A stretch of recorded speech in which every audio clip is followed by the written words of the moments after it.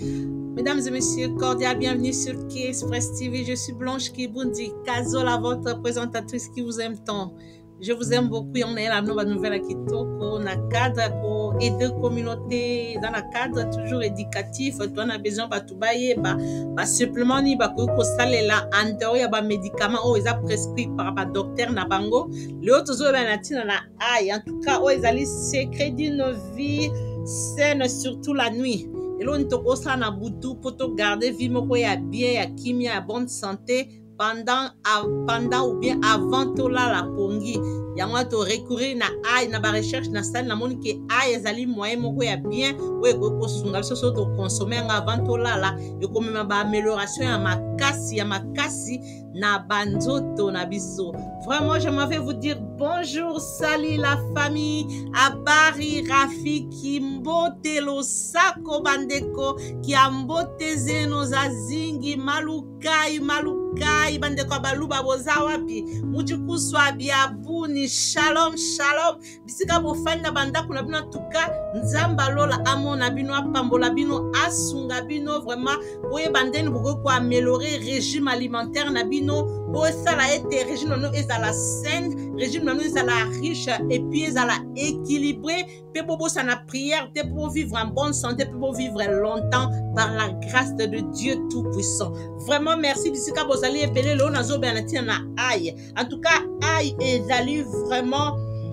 ezali arôme to sala la kamakasi na cuisine ya ezarape malamu et assaisonnable so kitoko to sala ngo mingi mais ba ntu ba yeba rape ba bien fait ya aïté ba bien fait ya aïe en tout cas eza ebele mais ba effet ya mabe o ngala yebi vraiment ya makasi eza kaka nini soki o consommer aïe pena d'une manière excessive en grande quantité et ko memelonde ba effet ya mabe mais d'une manière générale ba effet ya malamu ya aïe eza vraiment ebele et d'abord système immunitaire na biso et fonctionner bien parce que aïe wana ezaka vraiment riche eza très riche en teneur en allicine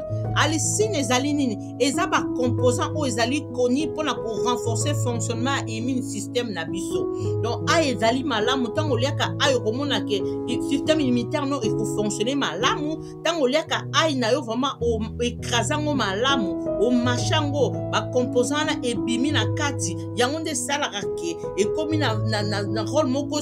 crucial ya malamu mpona ko lutter contre ba infection o tokutana nango na banzoto na biso ba infection kaka te même ba rhume na ba ka ba rhume soko za enrhumé bana baza enrhumé en tout cas na kopesa astuce ya te ya aïe ya malamu ya kosala po toyebi ke aïe epikaka makasi bato mingi bakoka koconsommer aïe te mais na recette na kopesa bino okomona ke même bana bakoconsommer aïe ekosunga bango na ka ya ba rhume pesa bana na ka ya rhume mpo bakisa mindele ta mosusu bana mpe bakima yango mais soko osaleli te oyo na kolakisa ekosunga bango bamela okomona ke rhume na bango so bameli yango pendant la nuit avant balala omonaka ntango bakolamuka situation na bango ekosaméliorer malamu aïe wana eza na propriété antioxydant eza vraiment ko combattre ba stress oxydatif eza très malamu na banzoto na biso ezosunga biso makasi eza ko renforcer ba santé immunitaire nde na lobi pendant la nuit yango wana consommation nango na nuit eza malamu mingi pourtant mutalali na butu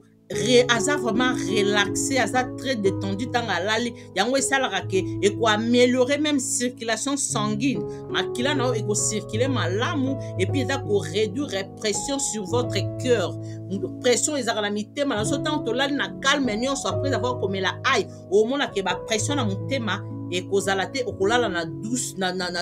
douceur nyonso okolala na kimia nyonso na aïe ndenge ekoti na nzoto ekosala mosala nango mpe malamu. En tout cas aïe eza koofrir mpenza nde nalobaki na mitema na biso cause moko ya malamu ntango meli yango pendant la nuit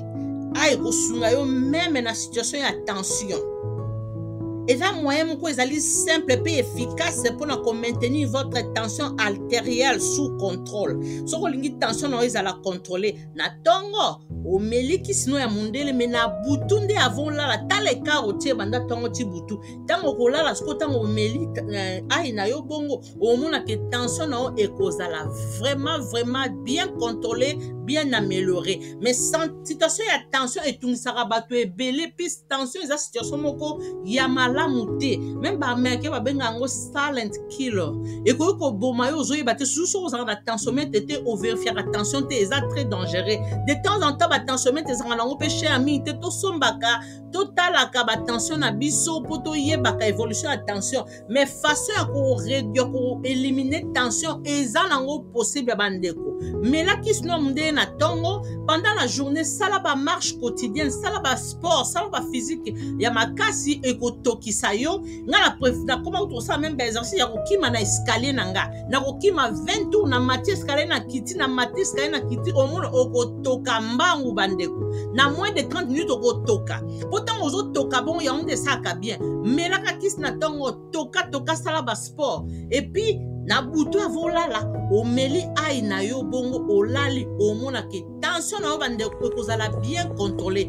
soko tenir nango na processus wana ozosango tous les jours bandeko omona mokomoso ko hôpital docteur ayebiso pena otiki kisi po olite pena makasi effort na yo moko personnel pe ko sunga yo po na tension na yo ekende libela toto temel kamba tension po na ba AVC comme fréquent bandeko omona za ko beta c'est na likamba tension artérielle to contrôler ba tension na ba moyen naturel on nazo pesa bino ba conseil bandeko so ka bolandi conseil nanga bo mona ke boko tika même ba kisi eza nango possible ezo senga kaka volonté vraiment a eza ko améliorer même niveau ya cholestérol na banzoto na biso ba étude na ba recherche na sali eta na ba étude ba publié na ba journal ya nutrition en États-Unis balobaki ni babaki une grande quantité ya cholestérol et qui na ko vanda na foie ya nzoto ya mutu yango na sikotango ozolia ai na butu avant olala ai wana ike ko attaquer cholestérol ou evandi na ba foie na yo pesa ko réduire ba mauvais cholestérol et pe ko permettre ba bon cholestérol et kola na nzoto na yo po yango ande ko protéger cœur na yo liaka ai na butu avant lala et ko combattre ba mauvais cholestérol pe au vivre malamu et ça peut ko améliorer cholestérol na flux sanguin na yo bazolo bela flux sanguin na cadre ni po eza na quantité ya makila pe o traverse ka ba reine ba deux reines na biso na nzoto makila na po ezala et traverser malamu tango zo consommer ai na butu avant lala au moins ke makila na e banda ko circuler na ba reine na yo et ko permettre pe ba reine na yo et fonctionner malamu pe ko prévenir yo ba maladie rénaux tout ça là effort to consommer ka ai ezaka piquant mais eza ba moyen ko consommer na ndenge ke to sentir te que ça trop piquant na ko isa na suka ya émission kaka ai ola bandeko eza pe ko maintenir la santé cardiaque pe eza ko prévenir ba maladie ou eza associé na cœur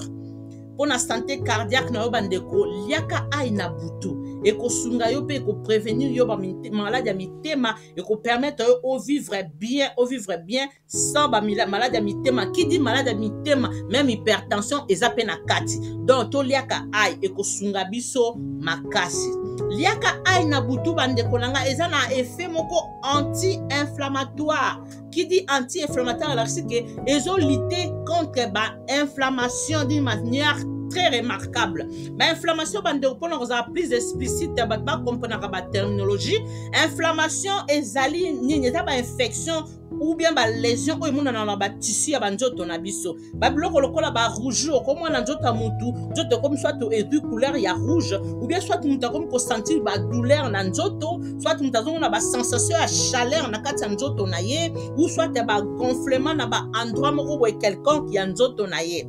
Yango lo mona eza ba inflammation siko ai eka ko jouer rôle moko crucial ya ko combattre ba inflammation wana po mutu a fonctionner malamu ba tissu na nzoto e fonctionner malamu amona ba gonflement na nzoto te amona ba changement ya poso na nzoto te azala malamu yango na tina rôle o ai e jouaka na nzoto ya mutu so mutazo consommer ngo pendant la nuit avant de dormir. Et ça vraiment comme maintenir inflammation en inflammation en échec. Si on a une inflammation, ils atteignent dans notre consommer aïe tous les jours. Et ça naturel bande de connu yoté. Si on consomme d'une manière quantité normale, pas excessif. Et qu'on sunga yo ba inflammation ezalate dans notre nayo. ayi wana pe bandeko eza wana mpona kodetoxifie nzoto na yo mpona koevite batoxique na kati ya nzoto bandeko konsomaka ayi na yo malamu ekosala yo malamu batoxique ekolongwa na nzoto na yo ekofonctionne malamu surtout bandeko mosusu oyo bazali bazalaka expose na bapollution na baindustrie bisika batravaillaka na misala na bango place basoki misala eza trop pollue ou bien soit totravaillaka na basource d'eau oyo ezali contamine bandeko soki okonsomaka ayi na yo mikolo nyonso ekosunga yo contre bapollution wana mpe bacontamination wana bisika ozotravaille na mosala na yo consommer ail tous les jours eza vraiment recommandé ekosala yo malamu mpe ekosunga nzoto na yo ndenge ozokonsome yango dans le quotidien ail mpe ezali koaméliorer basanté osseuse na biso eza moyen moko ya malamu mpona koaméliorer mikuwa ya nzoto na biso mikuwa wana ezala makasi to fonctionner malamu konsomaka ail na yo chaque bouton omonaka mikuwa na yo ekozala vraiment améliorer bachercheur mosusu basalaki baétude je m'excuse baremarkaki ke baail oyo ezali ya mobesu ail ya cru ya mobesu eza vraiment riche en nutrition yango wana nde eza vraiment recommandé tokonsome mpo baail wana eza kopesa biso vitamine B6 ezopesa mpe vitamine C eza kopesa bamanganèse na kati mpe eza kopesa bacomposant mosusu lokola baselenium baselenium ezali baoyo ememaka baantioxydant eza na babiloko ezala baantioxydant na kati donc ail eza na babiloko wana susu na kati donc eza vraiment malamu mpona bon fonctionnement ya banzoto na biso basystème immunitaire na biso efonctionne malamu mpona bamama oyo baza na basituation bamenopause bamama na biso mingi bakomi na bakana bamenopause ememaka mo badifficulté nango yango wana soki ozokonsome ail na yo avant la nuit ekosunga yo mama oyo oza na étape ya ménopause consommer ail avant olala ekoaide mpona baproblème osseux po ntango moto akomi na ménopause bamikuwa ne ekomaka kolemba mais ail nde moto ekosunga bamikuwa ese renforcer ekoaméliorer mpe ekosoutenir santé na yo mpe force ya bamikuwa na yo mama consommer ail dans le quotidien ekosunga yo makasi kaka ail wana bandeko eza mpe koaider la digestion soki olingi odigere biloko na yo bien liaka ail avant olala ekosala yo malamu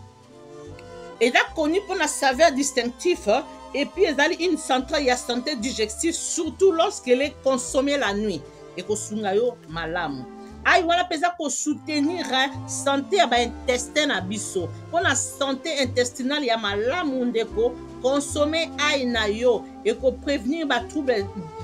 gastro-intestinaux konsomaka ail na yo na butu yango olala omonaka baintestin na yo ekofonctionne malamu mpe ekozwa maladi te ail pendant la nuit en tout cas eza kotravaille na système digestif nde na lobi eza koaméliorer l'absorption des nutriments biloko ozolia ekosabsorbe bien na nzoto na yo ntango ozolia ail avant olala ekosala yo malamu mingi kaka ail wana bandeko na nga eza koaméliorer qualité ya sommeil na yo pour une nuit paisible olala na kimia eza vraiment ticket pour un meilleur sommeil to olingi olala bien en tout cas liaka ail avant olala okomona ke nuit na yo ekozala reposante olala na kimia ekosala yo malamu ail mpe ezali koestimule le libido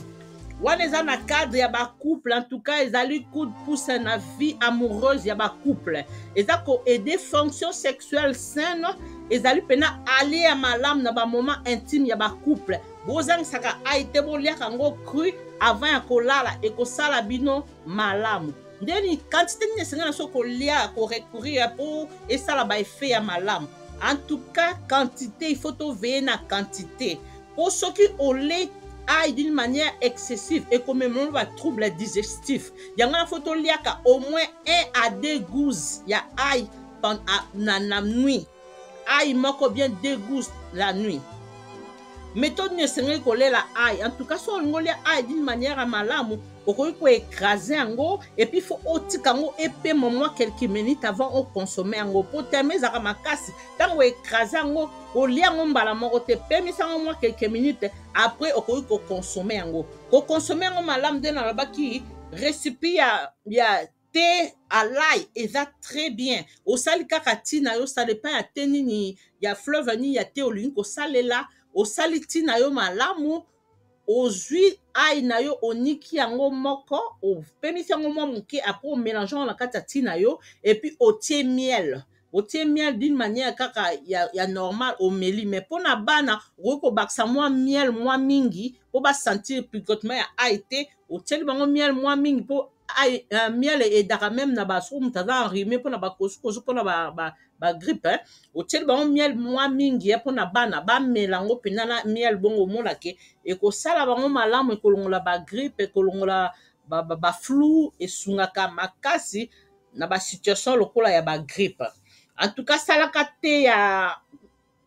aille tous les jours chaque nuit bomela avant bolala ekosala bino bien bamosusu mpe bakonsomaka aille na yaourt eza mpe malamu ça dépend okoki konsoma mpe na yaourt bamosusu bakonsomaka mpe kaka na mai ya moto ça dépend bamosusu mpe bakonsomaka aille atie mwa cinnamon ndambu na kati epuis ameli wana mpe eza bamoyen différent oyo bato bakonsomaka me ngai nanda korecourir surtout na te ya aille kaka na miel na yo nde namonaka ezalaka mieux kwa osentir mpena picotement makasi te yango wana nazoconseille surtout mpona kopesa bana obakisi kaka miel ebele pesa mwana na yo ekosunga ye makasi opesi ye avalala ntango akolamuka grippe ekosila akokende classe sans problème vraiment naza susu na astuce mosusu ya masque ya aille vraiment mpona bato bazala basituation ba acné esilaka te babouton na elongi esali batache noire elongi ekomi vraiment ozomona ke moye te kua babuto eleki salela masque ya aille bandeko na nga ozwi kaka gouze moko ya aille oniki yango osangisi na miel opakoli na elongi ovandi nango moins de 15 minutes mpo aille ezalaka makasi ovandi nango moins de 15 minutes après avant déjà otiango na bosalaki sukola na elongi fo ezala propre avant osalela masque oyo ya aille osukoli elongi na yo propre omélanger ail na miel opakoli na elongi ofandi nango moins de 15 minutes après orince osalela yango au moins 2 fois na semaine mpo ail eza makasi omona ke au fur et à mesure ozosalela yango ozowumela nango ebimisa posono kitoko babute bandoko oya te batashe kozala te elongi no ekozala propre kitoko vraiment nzambe apambola bino mpona mokolo na leo nde bolandi ngai vraiment bopartage video bolike video bosoutenir ngai naza wana nazomema bino kaka bainformation bon encourager nga plus bozo partager plus bozo tala ekopesa nga courage na continuer mosala oyo nazosala ngo kaka mpona koaider communauté congolaise en tout cas mpona lelo nalobi na bino merci beaucoup que Dieu vous bénisse que Dieu bénisse que Express TV on se revoit prochainement je vous dis au revoir je vous aime bye.